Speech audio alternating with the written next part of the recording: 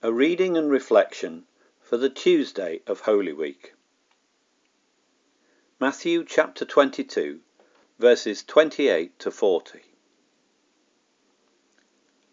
The Sadducees asked Jesus, "At the resurrection, whose wife will she be of the 7, since all of them were married to her?"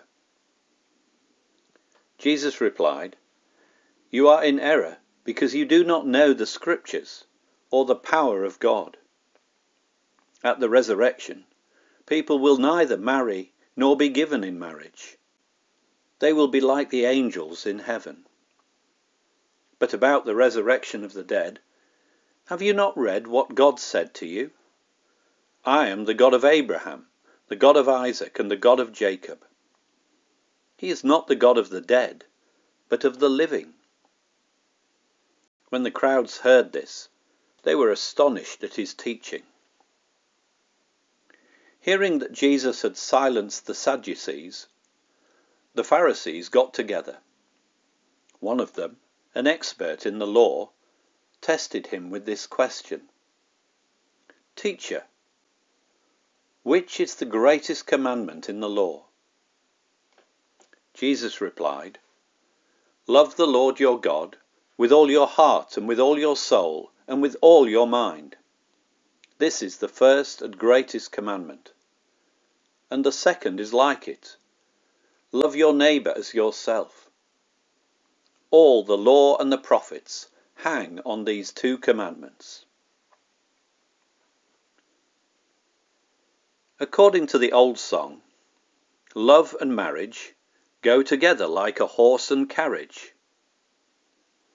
So when Jesus responded to the Sadducees' question about a hypothetical woman married and widowed 7 times, what did he mean by, "At the resurrection, people will not marry"? Was he downplaying marriage?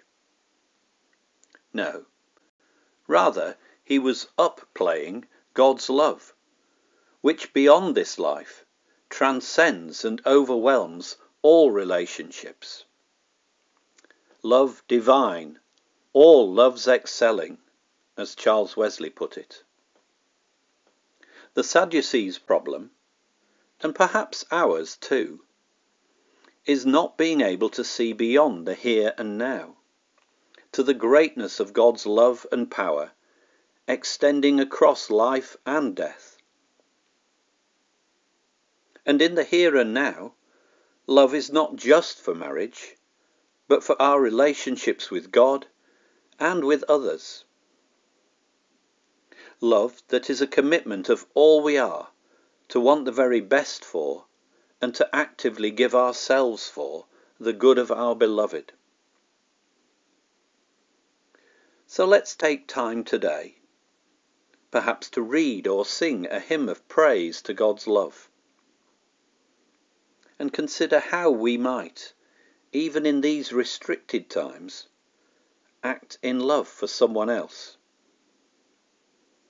Maybe a phone call will be a good start.